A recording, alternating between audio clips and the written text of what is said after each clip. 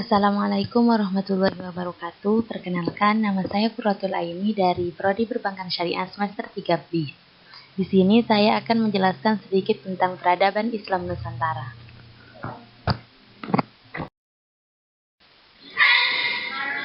Dilihat dari segi masuknya Islam di Nusantara, sejak zaman prasejarah, penduduk Kepulauan Indonesia dikenal sebagai pelayar-pelayar yang sanggup mengarungi lautan lepas.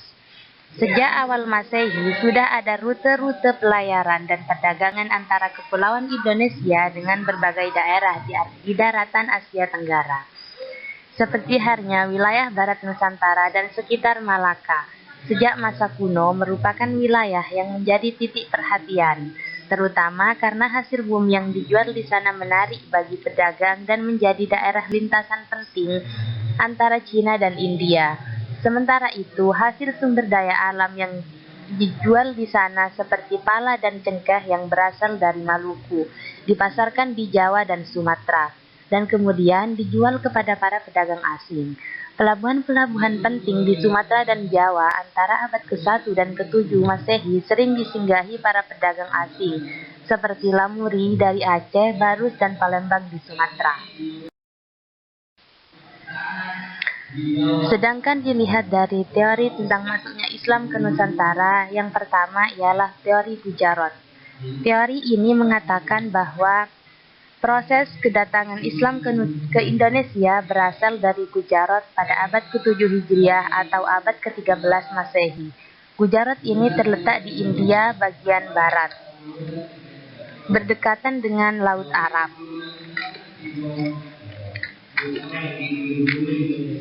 Tokoh yang mensosialisasikan teori ini kebanyakan adalah sarjana dari Belanda. Sarjana pertama yang mengemukakan teori ini adalah J. Vignapel dari Universitas Leiden pada abad ke-19.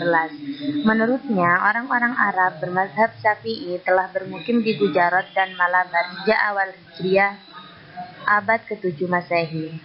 Namun, yang menyebarkan Islam ke Indonesia menurut Vignapel bukanlah dari orang Arab langsung, melainkan pedagang Gujarat yang telah memeluk Islam dan berdagang ke dunia timur, termasuk Indonesia. Teori Vignapel ini disebarkan oleh seorang orientalis terkemuka Belanda yang bernama Snoep Oorgroenje. Menurutnya, Islam telah lebih dulu berkembang di kota-kota pelabuhan anak benua India. Orang-orang Gujarat telah lebih awal membuka hubungan dagang dengan Indonesia dibanding dengan pedagang Arab.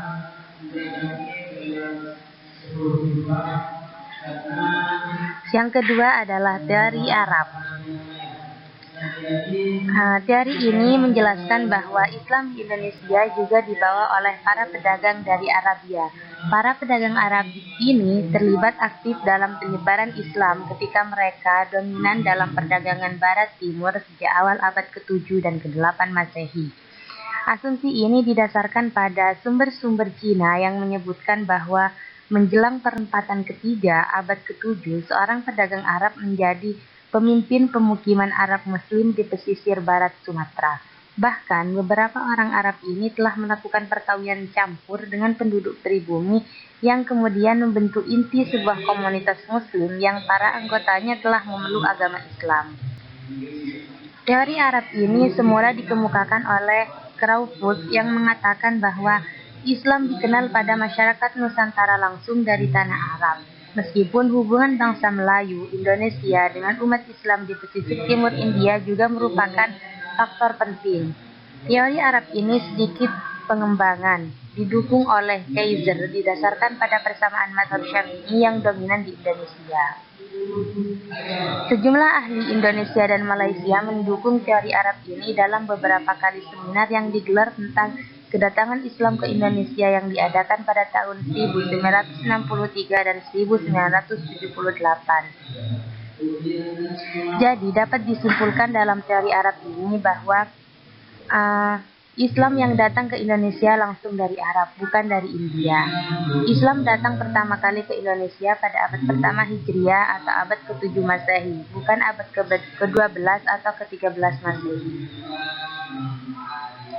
Sedangkan yang ketiga adalah teori Persia. Teori Persia ini fokus terhadap pandangan tentang masuknya agama Islam ke Nusantara berbeda dengan teori Gujarat dan Mekah, sekalipun mempunyai kesamaan masalah, serta mazhab Syafi'inya. Teori Persia lebih menitik beratkan tinjauannya kepada kebudayaan yang hidup di kalangan masyarakat Islam Indonesia, yang dirasakan mempunyai persamaan dengan Persia, seperti halnya peringatan 10 Muharram atau Asyura sebagai hari peringatan Syiah atau kematian syahidnya Husain. Yang kedua adalah adanya kesamaan ajaran antara Syekh Siti Jenar dengan ajaran Sufi Iran Al-Hallaj. Sekalipun Al-Hallaj telah meninggal tahun 310 Hijriah atau 922 Masehi, tetapi ajarannya berkembang terus dalam bentuk puisi sehingga memungkinkan Syekh Siti Jenar yang hidup abad ke-16 dapat mempelajarinya. Yang ketiga adalah penggunaan istilah bahasa Iran dalam sistem mengeja huruf Arab.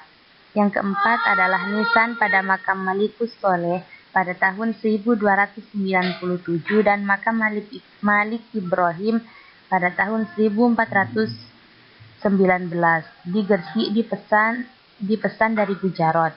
Dalam hal ini, teori Persia mempunyai kesamaan mutlak dengan teori Gujarat, tetapi sangat berbeda dengan pandangan G.E. Morrison bahwa Islam Indonesia berasal dari India Selatan yang bermadhab Syafi'i dan bukan Gujarat. Yang kelima adalah pengakuan umat Islam Indonesia terhadap madhab Syafi'i sebagai madhab yang paling utama di daerah Malabar. Dalam masalah madhab Syafi'i, P.A. Hussein Jajadiningrat mempunyai kesamaan dengan G.E. Morrison, tetapi berbeda dengan teori Mekah.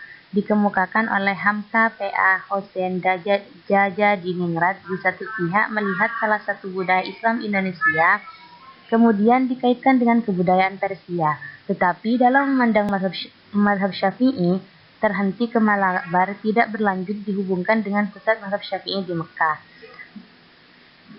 Berdasarkan uraian tersebut mengenai masuknya Islam di Indonesia terjadi perbedaan pendapat, yakni pada abad 1 Hijriah atau 7 Masehi dan abad ke-13 Masehi. Masuk dan berkembangnya Islam di Nusantara merupakan proses yang memakan waktu panjang, sehingga masuknya Islam dan tumbuhnya kerajaan merupakan dua hal yang perlu dibedakan. Yang keempat adalah teori Malabar.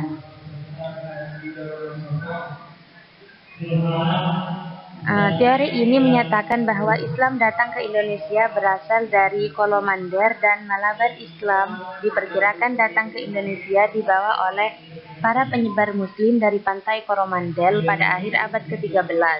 Teori ini dikuatkan dengan kesamaan madhab Muslim di wilayah-wilayah Kolomander dan Malabar dengan yang dianut oleh masyarakat Nusantara. Menurut Morrison, Islam tidak mungkin datang dari Gujarat, karena secara politisi pada waktu itu belum memungkinkan Gujarat menjadi sumber penyebaran dan pusat perdagangan yang menghubungkan antara wilayah Nusantara dengan wilayah Timur Tengah. Menurut Morrison, meskipun batu-batu nisan yang ditemukan di Pasai atau Gresik bisa jadi berasal dari Gujarat atau dari Bengal, hal itu tidak lantas berarti Islam juga datang dari sana. Menurut Morrison, tidak mungkin Islam telah masuk ke Samudra Pasai pada abad ke-13. Karena saat itu Gujarat sendiri masih merupakan kerajaan Hindu. Baru pada tahun 699 atau 1298 Jambai, Gujarat ditaklukkan oleh kekuasaan Muslim. Berdasarkan pertimbangan ini, Morrison pun mengemukakan pendapatnya bahwa Islam di Nusantara bukan berasal dari Gujarat, melainkan dibawa oleh para penyebar Muslim dari pantai Coromandel dan Malabar. Yang kelima adalah teori Bengal. Teori ini dikemukakan oleh S.Q. Fatimi. Menurut teori ini, Islam datang dari Bengal ke Indonesia pada sekitar abad ke-11. Teori ini didasarkan pada banyaknya tokoh terkemuka di Pasai yang merupakan keturunan dari Bengali.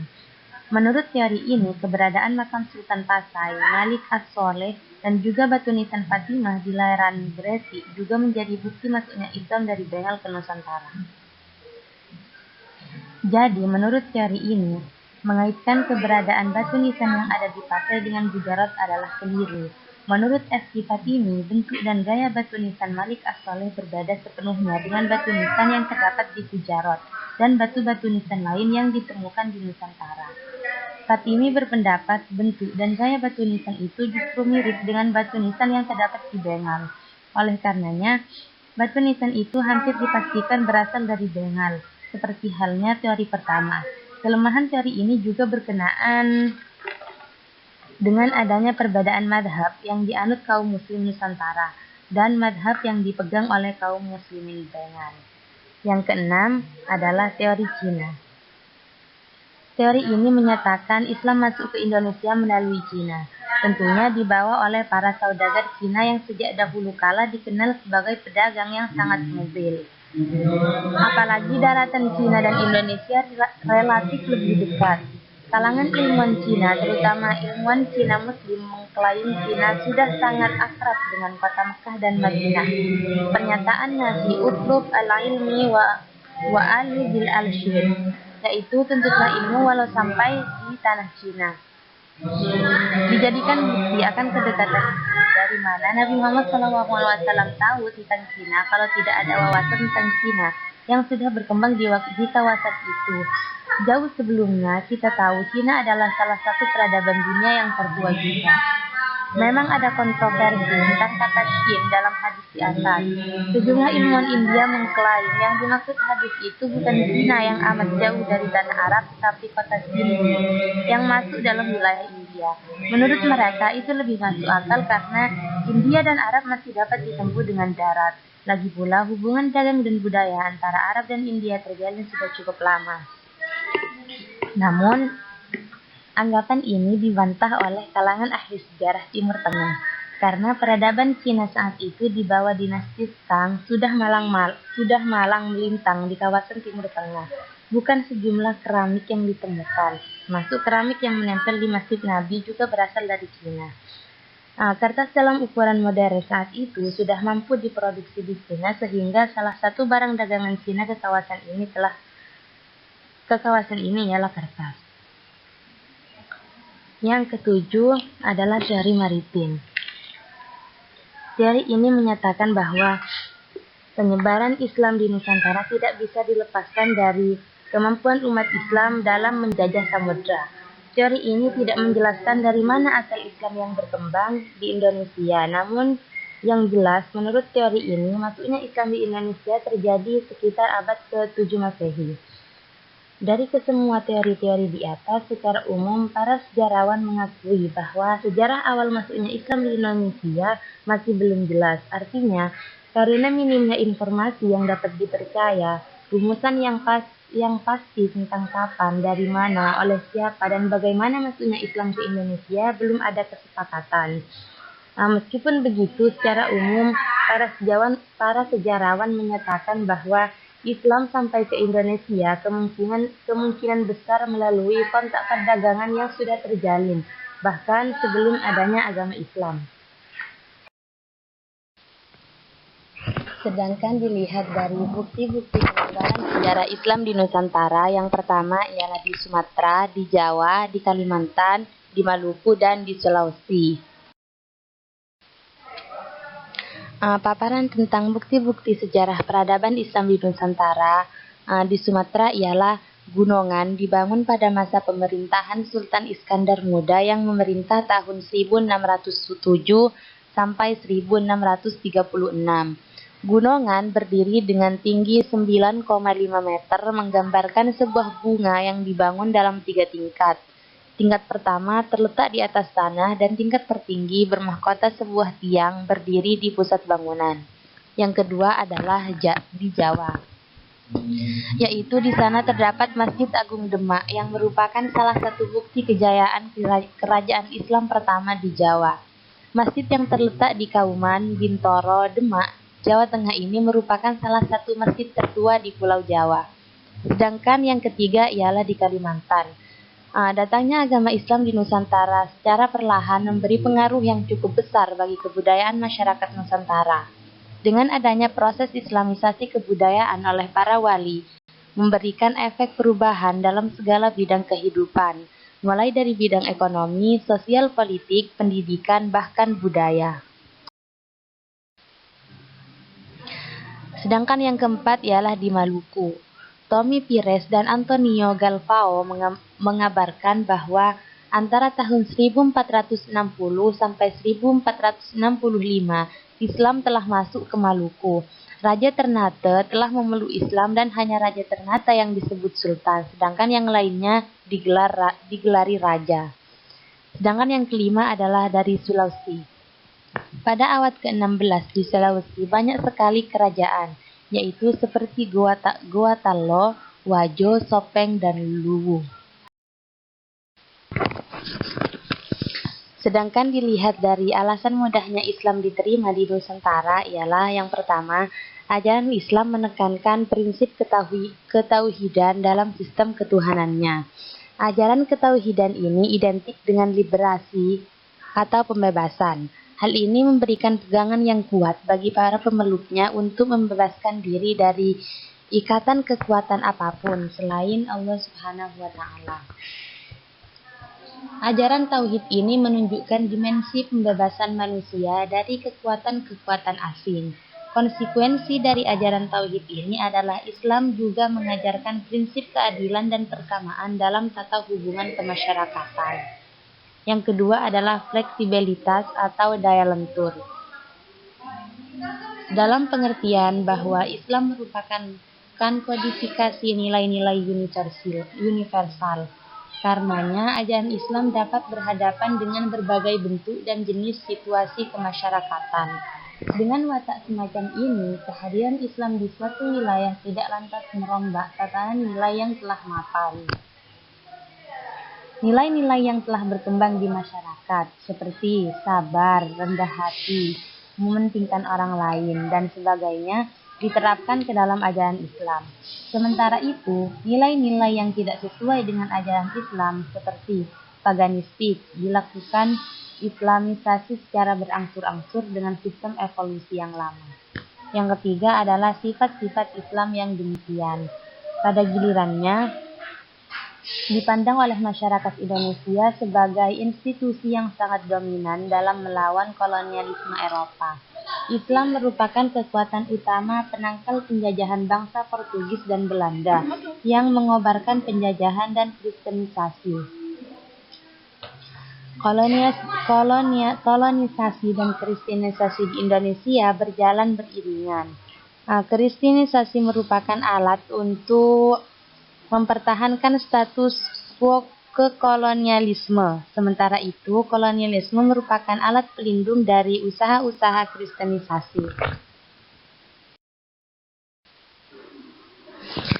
Mungkin hanya ini yang dapat saya sampaikan, kurang lebihnya mohon maaf. Wassalamualaikum warahmatullahi wabarakatuh.